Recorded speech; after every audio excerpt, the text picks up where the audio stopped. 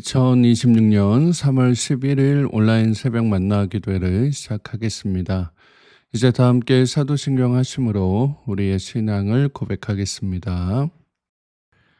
전능하사 천지를 만드신 하나님 아버지를 내가 믿사오며 그 외아들 우리 주 예수 그리스도를 믿사오니 이는 성령으로 잉태하사 동정녀 마리아에게 나시고 본디 빌라도에게 고난을 받으사 십자가에 못 박혀 죽으시고 장사한 지 사흘 만에 죽은 자 가운데서 다시 살아나시며 하늘에 오르사 전능하신 하나님 우편에 앉아 계시다가 저희로서 산 자와 죽은 자를 심판하러 오시리라. 성령을 믿사오며 거룩한 공예와 성도가 서로 교통하는 것과 죄를 사하여 주시는 것과 몸이 다시 사는 것과 영원히 사는 것을 믿사옵나이다. 아멘. 다 함께 찬송가 528장 함께 찬양하겠습니다.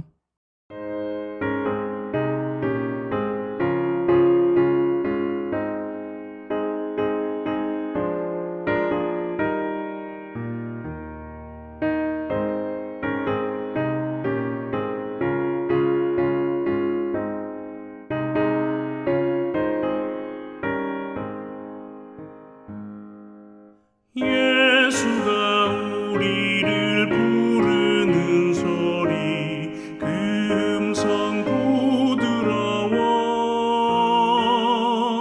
문 앞에 나와서 사면을 보며 우리를 기다리네. 오라 오라 방황치 말고 오라. 죄 있는 자들아 이리로 오라. 주 예수 앞에 오라. 간절히 오라고 부르실 때에 우리는 지체하랴. 주님의 은혜를 왜 아니 받고 못 들은 채 하려나. 오라 오라 방황치 말고 오라. 죄 있는 자들아 이리로 오라. 주 예수 앞에 오라.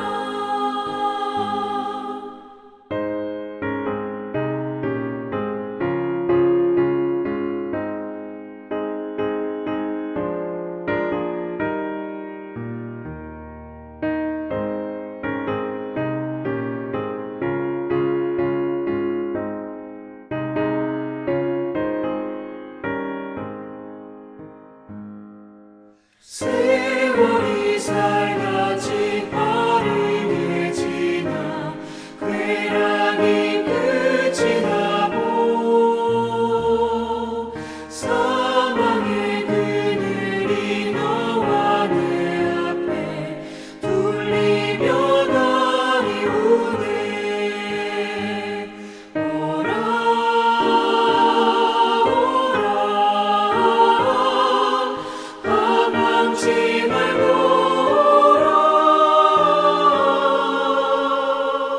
죄 있는 자들아 이리로 오라. 주 예수 앞에 오라. 우리를 위하여 예비해 두신 영원한 집이 있어. 죄 많은 세상을 떠나게 될 때 영접해 주시겠네. 오라 오라 오라 방황치 말고 오라. 죄 있는 자들아 이리로 오라. 주 예수 앞에 오라.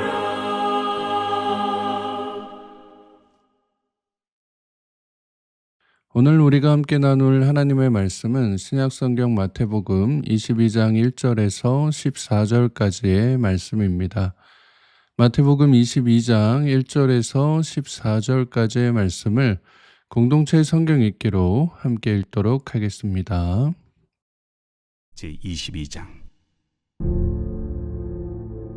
예수께서 다시 비유로 대답하여 이르시되 천국은 마치 자기 아들을 위하여 혼인잔치를 베푼 어떤 임금과 같으니 그 종들을 보내어 그 청한 사람들을 혼인잔치에 오라 하였더니 오기를 싫어하거늘 다시 다른 종들을 보내며 이르되 청한 사람들에게 이르기를 내가 오찬을 준비하되 나의 소와 살찐 짐승을 잡고 모든 것을 갖추었으니 혼인잔치에 오소서 하라 하였더니 그들이 돌아보지도 않고 한 사람은 자기 밭으로 한 사람은 자기 사업하러 가고 그 남은 자들은 종들을 잡아 모욕하고 죽이니 임금이 노하여 군대를 보내어 그 살인한 자들을 진멸하고 그 동네를 불사르고 이에 종들에게 이르되 혼인잔치는 준비되었으나 청한 사람들은 합당하지 아니하니 네 거리 길에 가서 사람을 만나는 대로 혼인잔치에 청하여 오라 한대 종들이 길에 나가 악한 자나 선한 자나 만나는 대로 모두 데려오니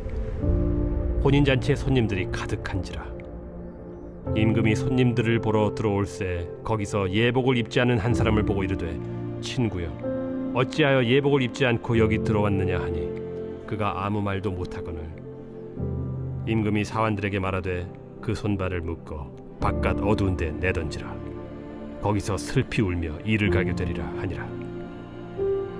청함을 받은 자는 많되 택함을 입은 자는 적으니라. 오늘도 새벽 만나 기도를 통해 하나님께서 주시는 말씀의 은혜와 평안이 사랑하는 성문가족 여러분들과 함께 하시기를 축복합니다. 오늘 우리가 함께 읽은 본문은 어제 보셨던 악한 포도원 농부의 비유에 이어서 예수님께서 유대 종교 지도자들에게 혼인잔치의 비유를 들어 교훈하시는 내용이 나타나 있습니다. 오늘 본문 2절 말씀해 보시면 천국은 마치 자기 아들을 위하여 혼인잔치를 베푼 어떤 임금과 같으니 라고 해서 어떤 왕이 자신의 아들의 혼인잔치를 열었다라고 말씀하시는 것을 보게 됩니다. 그래서 3절 말씀에서 그 종들을 보내서 이 잔치에 초대할 사람들을 모셔오게 했다라고 하는 거예요. 3절 말씀에 그 청한 사람들을 혼인잔치에 오라라고 말씀하는데 여기 나온 이제 이 오라라고 하는 표현은 단순히 그저 한번 이제 와라 뭐 어떤 초청을 했다라고 하는 의미가 아니라 아주 강력하게 그리고 반복적으로 권유했다라고 하는 의미입니다. 그러니까 이 왕이 손님들에게 이번에 우리 아들이 결혼하는데 꼭 좀 와주세요. 아주 맛있는 잔치를 준비했습니다. 그러니까 꼭 좀 오세요라고 계속해서 권유했다라고 하는 거예요. 왕의 이러한 간곡한 부탁에도 이 초청을 받은 사람들의 반응이 어떠했느냐? 5절 말씀에 나와 있습니다.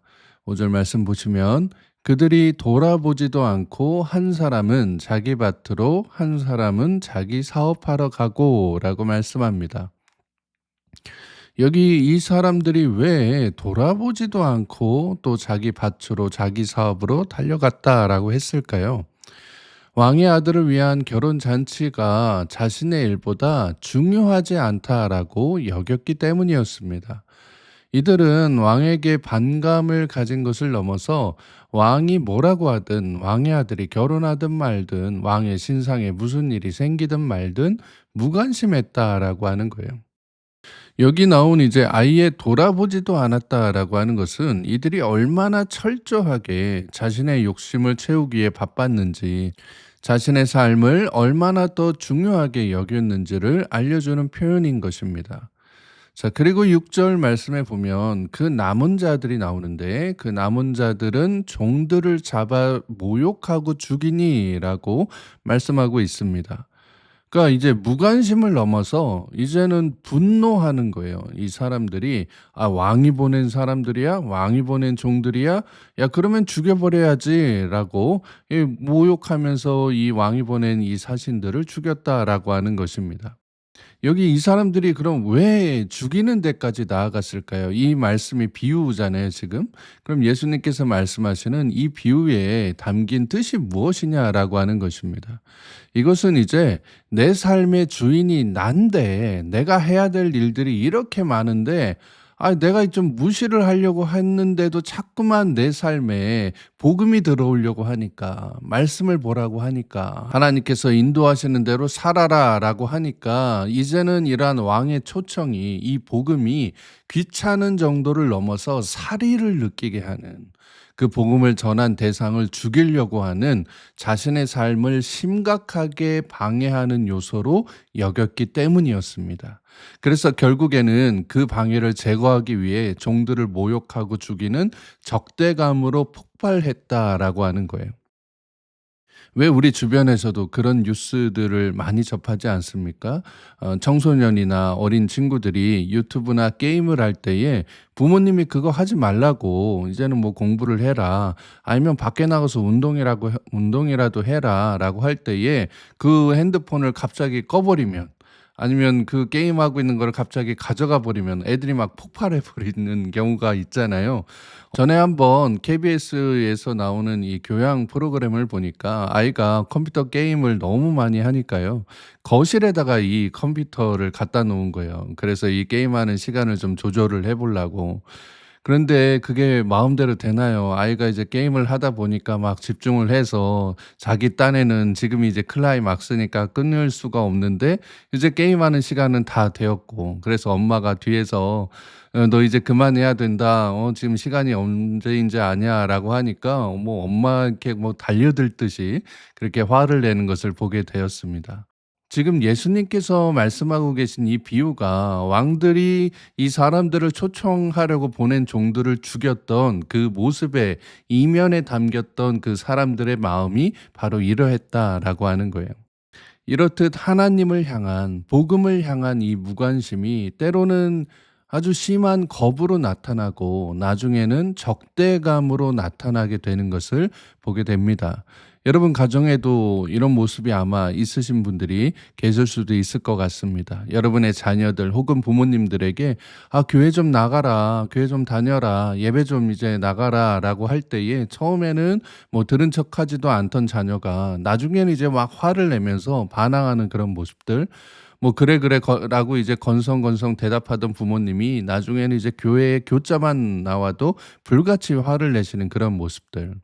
이런 모습이 왜 나올까요? 이것은 이제 이미 하나님을 모르는, 그러니까 복음을 받아들이지 않는 그 마음 가운데에는 이 왕의 초청인 이 복음을 기뻐할 수 없는 죄의식이, 죄된 이 속성이 뿌리 깊이 자리 잡고 있기 때문입니다. 그래서 이것은 어떤 인간적인 권유나 인간적인 바램이나 어떤 언어나 어떤 행동으로 바뀔 수 있는 여지가 많지 않다라고 하는 거예요. 그래서 이것은 성령의 강권적인 역사가 아니고는 이 죄의 굴레에서 벗어나게 할 수 없다라고 하는 것입니다. 그러니까 우리가 가장 먼저 뭘 해야 되는 거예요? 바로 우리 가족들을 위해서, 아직까지 복음을 받아들이지 않는 내 부모님, 내 자녀들, 내 손주들을 위해서 기도해야 된다라고 하는 것입니다.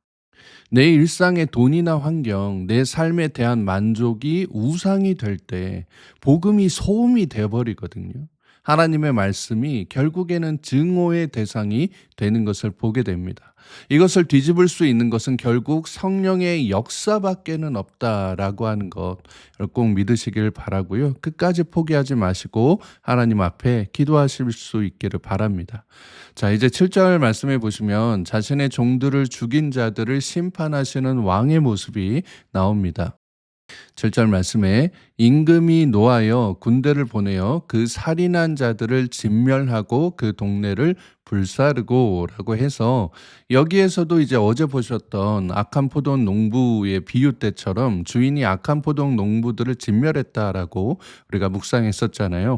똑같이 이 왕도 군대를 보내어 이 종들을 죽인 자들을 진멸하고 그들의 삶의 터전까지 불살라 버리는 것을 보게 됩니다. 그리고는 포도원을 이제 다른 사람들에게 맡기려고 하셨던 것처럼 이 혼인잔치에 올 사람들, 원래 왕이 이제 초청하려고 했 있었던 그 사람들이 아니라 길에 가서 만나는 사람들을 데려와라 라고 말씀하시는 것을 보게 됩니다. 그랬더니 잔치에 사람들이 가득 찼다는 거예요. 그 모습을 이제 왕이 나와서 보는데 어떤 한 사람이 눈에 띄는 겁니다. 그 사람을 보니까 예복을 입지 않았던 거예요. 그래서 왕이 그 사람에게 이제 묻는 모습이 나오죠. 이 잔치는 혼인 잔치인데 왜 예복을 입지 않았느냐라고 이제 묻습니다. 요즘 이제 젊은 분들 사이에서 유행하는 단어 중에 TPO라고 있거든요. 목사님 혹시 그거 TOP 커피 말씀하시는 거 아닙니까? 라고 하실 분도 계실 듯한데요. 이건 이제 커피를 말하는 게 아니라 time, place, occasion이라고 해서 시간과 장소 또 상황에 맞는 옷을 입는 것이 상대방에 대한 예의이자 자신의 품격이다라고 하는 그런 이제 뜻을 가진 단어입니다. 그래서 우리가 어느 자리에 이제 초청을 받아 갈 때에 뭐 그게 결혼식이든 아니면 장례식이든 그 상황에 맞는 옷들을 입고 가잖아요. 그것이 이제 어떤 사회적인 예의이고 상대방에 대한 이제 배려라고 생각을 하니까 이제 그런 모습들을 이제 TPO라고 한다라는 것입니다. 당시 이제 시대에서도 TPO가 있었다라고 하는 거예요. 혼인잔치에서 거창한 예복이 필요한 게 아니었거든요. 그저 그냥 흰색에 깨끗하고 단정한 이제 옷차림이었으면 충분했습니다. 그런데 이 사람은 그마저도 준비하지 않았다라고 하는 거예요. 여러분 교회에 오실 때 혹시 TPO를 잘 맞추어 입고 오십니까? 제가 어렸을 때는 이미 토요일 날 주일에 입을 옷을 다 준비하고 헌금할 돈은 다리미로 다 깨끗하게 다리고 제 신발은 아주 깨끗하게 닦아 놓는 이제 그러한 훈련들을 했었거든요. 그래서 지금도 저희 집 아이들에게 토요일 저녁이 되면은 미리 내일 주일 예배가 있으니까 그 주일 예배 때 입을 옷을 준비할 것을 교육하고 있습니다. 그것이 이제 예배를 드리는 하나님께 나아가는 나의 최소한의 예의이자 도리라고 믿었기 때문이에요. 예수님께서는 13절 말씀에 이 예복을 입지 않는 사람을 손발을 묶으라고 하시거든요. 그러니까 손발을 묶는다라고 하는 거는 뭡니까? 이 사람을 아예 이제 옴삭달싹 못하게 하는 것이죠. 그 다음에 바깥 어두운 데 내던져 버려라. 거기서 슬피 울며 이를 갈게 될 것이다 라고 해서 그의 처참한 마지막을 경고하고 계십니다. 그래서 예수님께서 말씀하시는 이 비유의 의미가 무엇인 거예요? 이러한 잔치 자리에 너희가 올 수는 있다. 하지만 거기에서 하나님 앞에 택함 받는 사람, 하나님 앞에 나아가는 사람은 하나님 앞에서 미리 준비하고 갈급한 심령으로 자신의 몸가짐을 단정히 하는, 즉 어제도 말씀드렸던 것처럼 회개함에 깨끗한 옷을 입고 하나님 앞에 나오는 사람이다라고 하는 것을 말씀하고 계신 거예요. 사랑하는 여러분, 저는 우리 교회가 이러한 하나님의 초청에 기쁨으로 응답하고 가장 정결하고 깨끗한 예복을 입고 그 잔치에 참여함으로 하나님께서 준비하신 기쁨과 행복을 맛보는 거룩한 은혜의 터전이 되기를 소망합니다. 14절 말씀과 같이 청함만 받고 택함을 받지 못하여 전국에는 하나님의 진노하심으로 진멸을 당하는 어리석은 사람들이 아니라 기회가 있을 때 하나님의 초청에 기쁨으로 응답하여 천국 잔치의 기쁨을 누리는 우리 모두가 될 수 있기를 바랍니다. 우리가 깨끗한 예복을 입기 위해서는 단 하나의 조건이 필요하거든요. 우리의 더럽혀진 영혼을 깨끗게 하는 회개의 기도가 있어야 된다라는 것입니다. 우리가 잘 아는 찬송가 259장 예수 십자가에 흘린 피로써라고 하는 찬송가의 3절 가사에 보시면 이렇게 나와 있습니다. 주님 예수 다시 올 때 그대는 영접할 예복이 있는가? 그대 몸은 거룩한 곳 천국에 들어갈 준비가 됐는가? 라고 하면서 후렴에 보시면 예수의 보혈로 그대는 씻기어 있는가? 마음속에 여러 가지 죄악이 깨끗이 씻기어 있는가라고 나옵니다. 우리가 하나님 앞에 진심을 담아 회개하며 나아갈 때 예수 그리스도의 보혈의 피로 우리 마음속에 있는 여러 가지 모든 죄악이 깨끗하게 씻기게 되고 그때 비로소 거룩한 곳 천국에 들어갈 깨끗한 예복을 준비하게 된다는 것입니다. 오늘도 애타게 여러분을 부르시는 이 예수님의 초청에 응답해서 날마다 여러분의 삶의 자리를 기쁨과 행복이 가득한 천국 잔치로 만들어갈 수 있는 사랑하는 모든 성문의 가족들 되시기를 주님의 이름으로 축복합니다. 함께 기도하겠습니다. 사랑과 은혜가 풍성하신 하나님 아버지, 오늘도 새로운 날 주심에 감사드립니다. 오늘 이 새벽에 우리에게 말씀을 통해 예수 그리스도께서 십자가에 달려 돌아가심으로 그 귀한 사랑으로 우리를 부르고 계심에도 나만을 위해 내 삶이 더 중요하다라고 하면서 나를 살리시려는 그 귀한 초청을 무시하고 외면했던 내 지난 날의 어리석음을 돌아보게 하시니 감사드립니다. 내가 있는 곳 어디서나 그곳이 천국 잔치가 열리는 은혜의 자리가 될 수 있도록 항상 복음의 초청에 기쁨으로 응답하여 회개로 깨끗해진 거룩한 예복을 입고 주님과 함께 춤추며 행복하게 하루하루를 살아갈 수 있는 사랑하는 성문의 모든 가족들 되게 하여 주시옵소서. 거룩하신 우리 구주 예수 그리스도의 이름으로 기도드리옵나이다. 아멘. 주기도문으로 기도를 마치겠습니다. 하늘에 계신 우리 아버지여, 이름이 거룩히 여김을 받으시오며 나라의 마옵시며 뜻이 하늘에서 이룬 것 같이 땅에서도 이루어지이다. 오늘날 우리에게 일용할 양식을 주옵시고 우리가 우리에게 죄 지은 자를 사하여 준 것 같이 우리 죄를 사하여 주옵시고 우리를 시험에 들게 하지 마옵시고 다만 악에서 구하옵소서.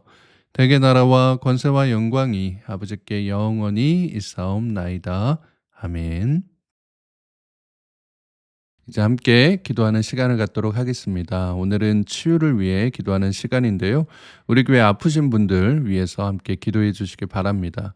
예수님께서 흘리신 그 십자가 보혈의 피가 상처 입은 우리 성문 가족 모두에게 흘러넘쳐서 연약한 부위가 회복되고 상처 입고 더러워진 부위가 깨끗해지는 은혜의 기적이 나타날 수 있도록, 또 고난의 때에 또 어려운 때에 더욱 주님 손 붙잡고 믿음 안에서 걸어갈 수 있도록 시간 모두 함께 기도해 주시기 바랍니다.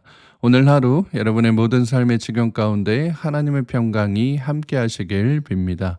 함께 기도하겠습니다.